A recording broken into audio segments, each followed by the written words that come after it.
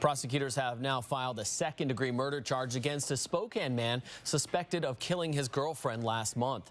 28-year-old Cameron D. Keith called 911 to report the shooting, but then ran from the crime scene while the victim slowly bled to death. KXLY4's Jeff Humphrey broke the story on his Twitter account.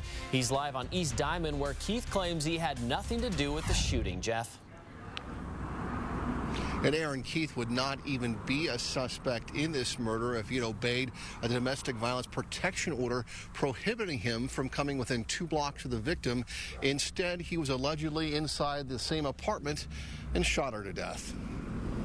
It was mid-morning on March 24th, and J.J. KEMPLE had just hopped out of bed to find his neighborhood was crawling with cops. Well, I woke up to police everywhere running around with their guns out, We now know it was the suspect, Cameron Keith, who had called 911 on his cell phone to report that someone had shot his girlfriend.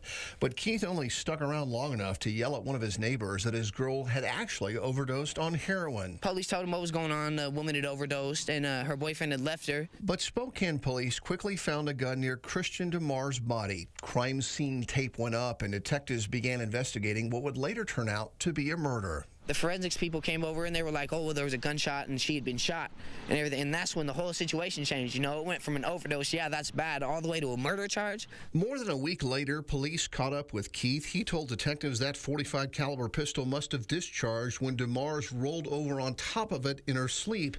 However, there is no gunshot residue on her wound or clothing, and detectives think that Keith fired at DeMars from several feet away. By his own admission, the morning of the shooting, Keith was high on heroin.